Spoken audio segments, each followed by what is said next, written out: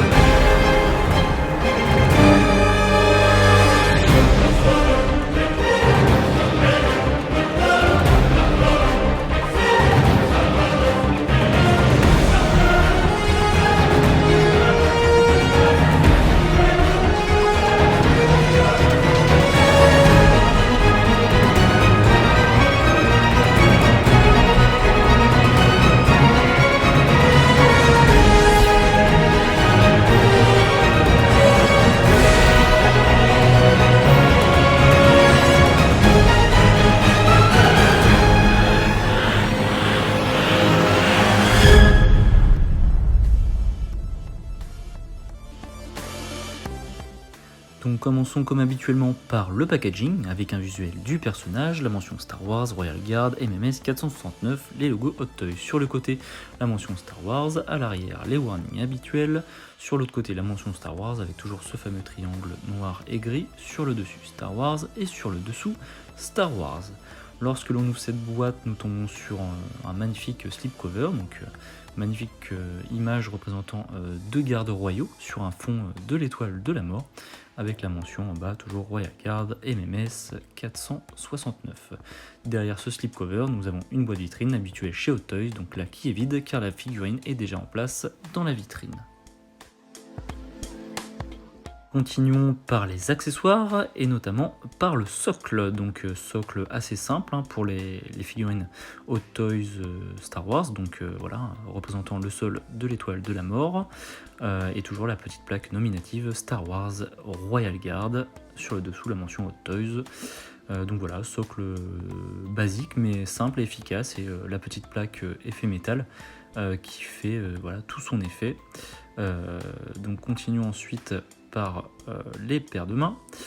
Donc nous avons une main relaxée, voilà, donc avec effet ganté en cuir, couleur d'un bordeaux lit de vin assez foncé. Une main donc qui permet d'empaumer l'arme, donc le bâton typique des gardes royaux. Donc voilà, l'arme se met voilà, comme ceci dans le creux de la main. Donc voilà, donc, le garde peut la porter de cette manière-là, par la paume. Nous avons également une main voilà, vraiment fermée, pour voilà, maintenir fermement ce bâton, et une autre main relaxée. Donc il y a d'autres mains que nous verrons tout à l'heure sur la figurine, et en autre accessoire nous avons également le bâton, donc typique des gardes royaux, donc avec un bel effet de métal. Donc après c'est plutôt simple de la réalisation, pas de weathering. Voilà, c'est noir et argenté, mais voilà, l'effet de métal est plutôt bien réalisé, et tous les petits détails qui sont bien fidèles au film.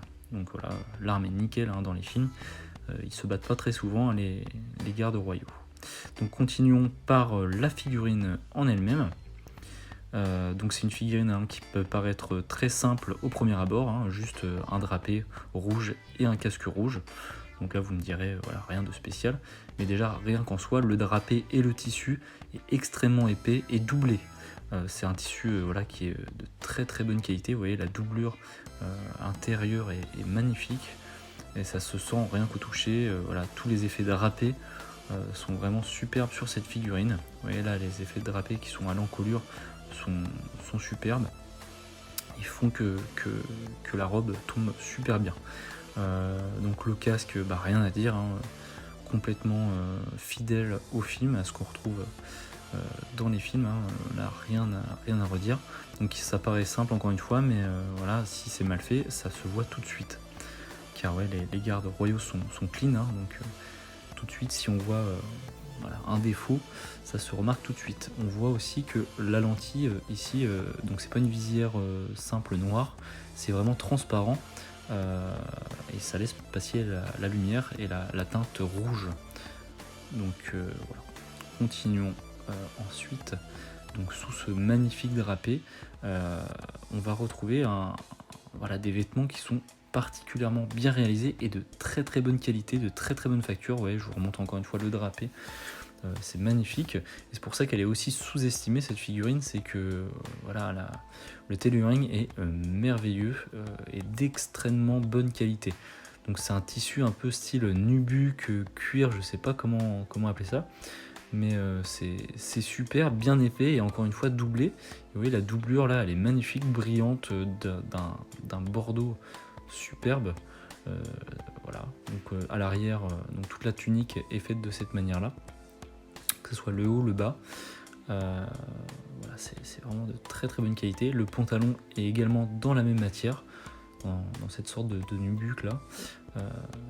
Donc c'est vraiment magnifique, extrêmement bonne qualité au niveau des vêtements.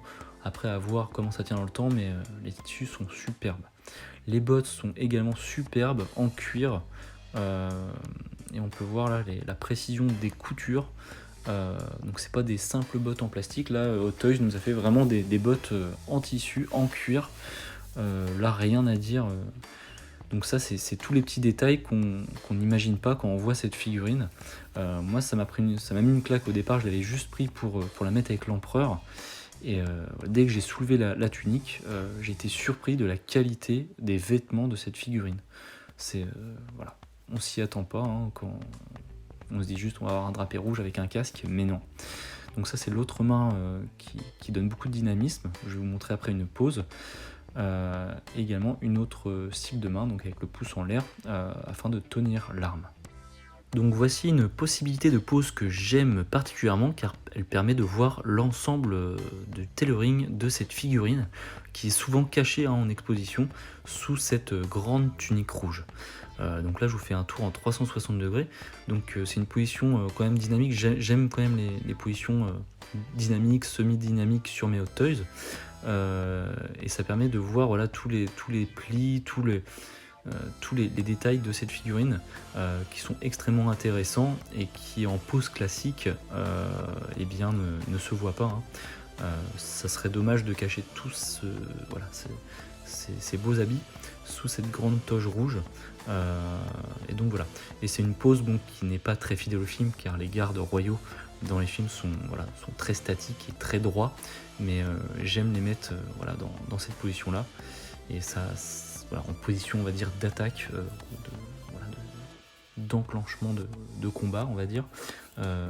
C'est très intéressant. Donc je vous laisse regarder tranquillement la fin des 360 degrés pour vous permettre de voir tous les petits détails voilà, qui auraient pu vous échapper.